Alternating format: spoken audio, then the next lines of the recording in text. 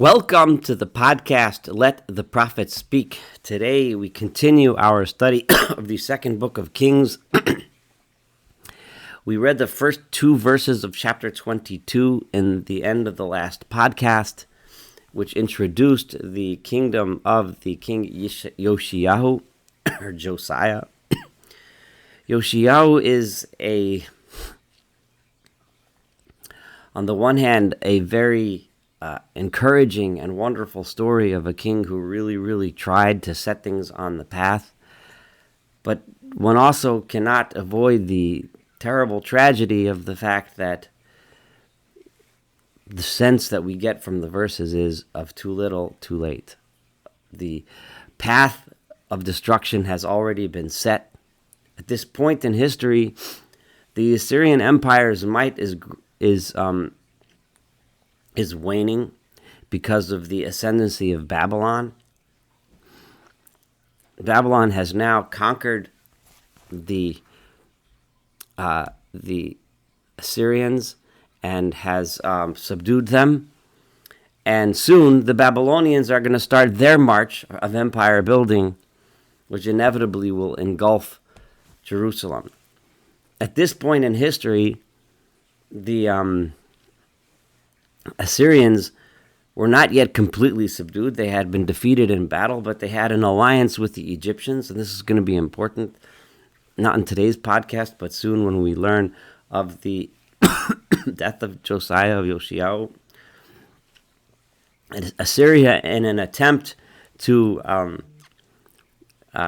counter Babylon and an attempt to stay relevant, they built an alliance with Egypt in the hope that between Assyria and Egypt, they can defeat the Babylonians. This battle that the Egyptians and their Assyrian allies fought against the Babylonians is known as the Battle of Carchemish, which is well documented in historical sources. It's considered a pivotal battle in the history of Western civilization, and it was the battle in which Nebuchadnezzar, the king Nebuchadnezzar II, defeated decisively the Egyptian and Assyrian army at Carchemish. And it will be relevant soon as we approach the story of the tragic end of the career of Yoshiyahu, of Josiah.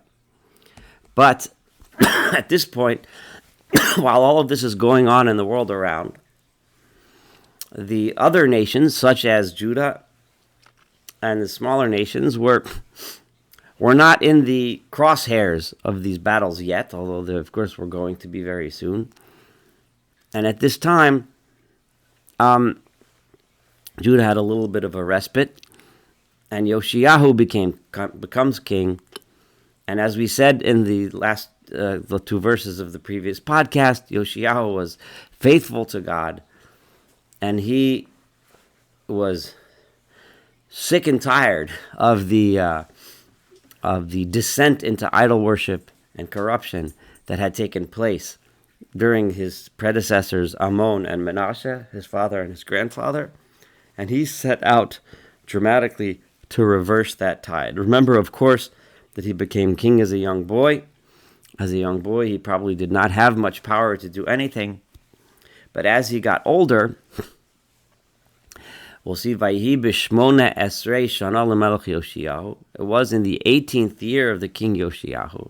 So as he's coming into his own, he begins to realize that the proper path to success, he sees the writing on the wall. He sees nations around him gathering power. He knows what's coming.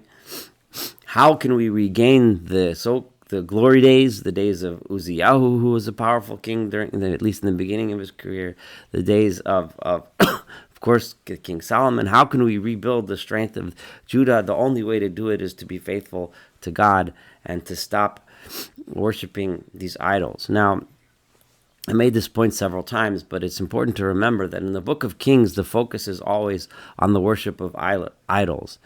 The contemporaneous prophets who were prophesying at the same time we studied their works, both when we studied Isaiah and now Jeremiah, who's the prophet at the time of Josiah, the chapters that we're reading now, and the other prophets, the 12 minor prophets, Hosea, Amos, Micah, all of those prophets who were prophesying during these times, they made the connection between idol worship and social corruption, social discontent, social inequity. Those were they drew that connection. We don't find that emphasized that much in the Book of Kings, but it's an underlying background that's important to keep in mind. So, in the 18th year of the king Yoshiyahu, Sholach HaMelech et Shaphan ben Atzalyahu ben Meshulam HaSofer Beit Adonai Leimar. The king sent Shaphan, who was his scribe, to the temple with the following message. The temple at this time has been defiled by Menashe and Ammon. There were foreign the altars to God and the instruments of the temple worship were in many cases pushed to the side, replaced with idols and images of idols and so on.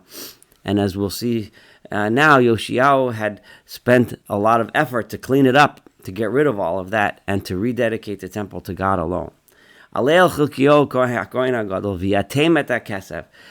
after all of that work and that change, it needed to be fixed up. So go to Chilkiyahu, who is the high priest, and quantify how much money, Hamuva Beit Adonai, how much money has been brought in donations to the house of God. Asher Asu Shomer Asaf Meisa'am, those which the keepers of the door, in other words, as people come, they bring their donations. Those people collect it. Find out how much they collected from the people. V'yitnu al yado seha malacha, and use that money to pay those that have been doing all the work. Hamufkadim Beit Adonai, right? Who are appointed to fix up the house of God, because a lot of fixing needed to be done after the neglect that it had suffered during those terrible years. And give that money as payment to the workers, to those who were carpenters, and to the builders, and the bricklayers, godrim, those that built walls, and also to buy wood, and hewn stones, in order to strengthen the building.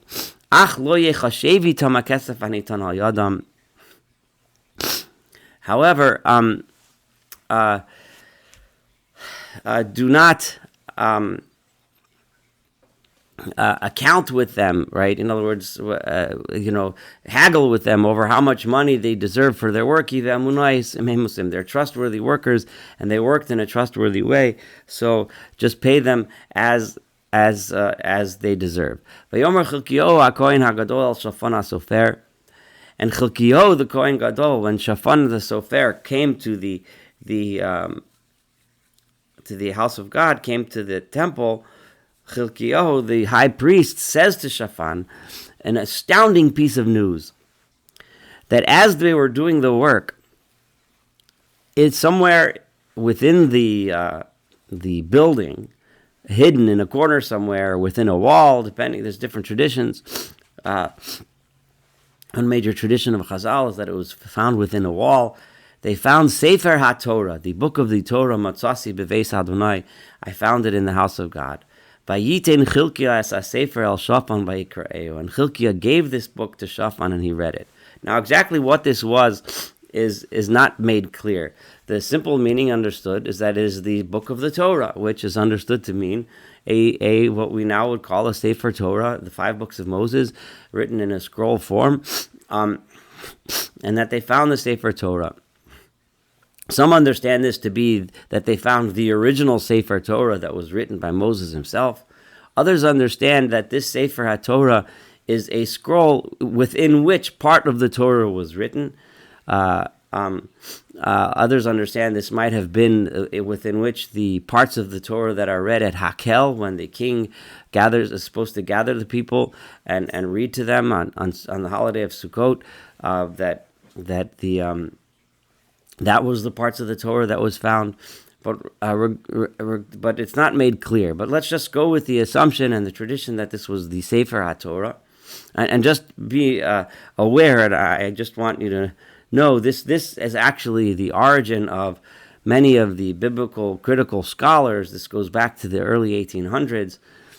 Used this as a hint within the scripture that the Torah as we know it today, or the Pentateuch, the 5 books of Moses, were not really as ancient as the religious tradition claims them to be, but this was something that was originated in this time, in some around the 7th century BCE, which is around this time of Yoshiyahu, and this is a hint that it was something that was rewritten now. In other words, the whole idea of a what they would call the temple cult, right?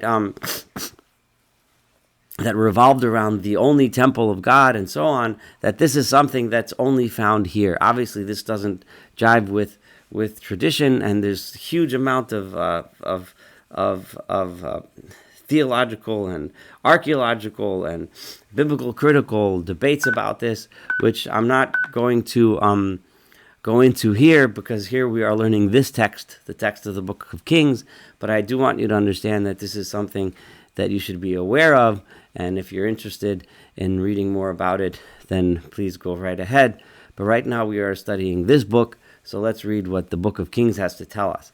And that is that they found the Sefer HaTorah.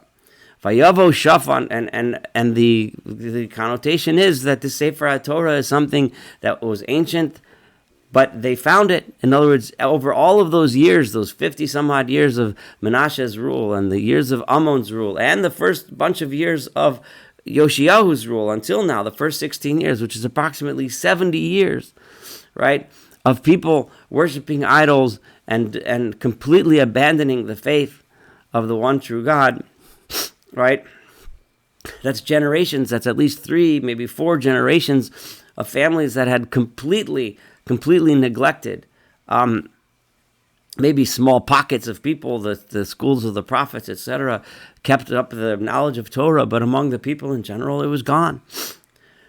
So we found the Sefer Torah. Vayavo Shafan HaSofer El HaMelech, and Shafan the Sofer came to the king. Vayoshev Es HaMelech Davar, and he returned the message to the king. The king expected him to come back and say, yeah, we paid, this is the amount of money, we got $1 million, and we paid off all these workers and so on. Vayomer, but he comes back to the king with this news of the Sefer HaTorah. Vayomer, and he said, he started off by saying, they have counted up and totaled all of the money that was found. And they gave it to the workers. The workers are paid. Don't worry about it. However, something even more astounding happened. Shafan HaSofer lamelech leimor. And Shafan the Sofer said to the king as follows: Sefer nosan li Chilkiah HaKohen. Chilkiah HaKohen, in addition, gave me this book, gave me this scroll. Vayikra'eu Shafan lefnei HaMelech, and Shafan the scribe read the scroll to the king. Vayehi kishmoa HaMelech es divrei Sefer HaTorah. And when the king Yoshiyahu heard the words of the book of the Torah, Vayikra es begadav, and he tore his garments. Vayitzav, he was just astounded by what he had heard. Exactly what had he heard? Tradition has it that he heard the words of the Tochacha, the words of the rebuke, in which God says, if you don't keep my words, if you don't follow my path, you will be punished. But assumingly he also heard the words that if you do, then you will be rewarded. Which is important to understand Yoshiyahu's mindset at this time. So, Vayitzav HaMelech et Chilkiah HaKohen, the king immediately commanded Chilkiah the high priest, V'et Achikam ben Shafan, V'et Achbor ben Michaya, these are many of his close advisors, V'et Shafan HaSofer, and the scribe Shafan, V'et Asoya Eved HaMelech Leimor, and Asoya the servant of the king as follows: Lechu, Dirshu et Adonai ba'adi, go and search out the word of God on my behalf, Uva'ad ha'am, and on behalf of the nation, Uva'ad kol Yehuda, on behalf of all of Judah, Al divrei hasefer hanimtza hazeh, regarding these words, the words that are written in this scroll. Ki gedolah chamat Adonai, because the anger of God is great. Asher hi nitzisovanu. That anger has been lit up, has been fired up against us. Al asher lo shamu avosenu al divrei Sefer hazeh, because our forefathers, in other words, his predecessors, Menashe and Ammon, and all of the people that followed them in their evil way, did not listen to the words that are written in this scroll. Lasos, to do, kichol hakosav aleinu. Yeshua understood that the actions had to reflect what God had wanted of them. So this is a good stopping point where we see how Yoshiyahu was aroused to do something about it, to fix it. But interestingly, he was aroused in such a manner that he realized that if we continue on this path of evil, evil will befall us, God's wrath will be kindled against us. But with also the understanding that if we do the right thing, if we fix it, things will be good. So now he has a path. He has a path to save Judah from the suffering which he sees on the horizons brewing. He knew of the tremendous upheavals going on in the world scene, and he knew that Judah is going to have challenges coming down the pike. The best way to deal with them is with a spiritual awakening. We're going to stop here, and we will continue and read about the religious awakening in the next podcast. Thank you for joining me today. I hope you all have a wonderful day.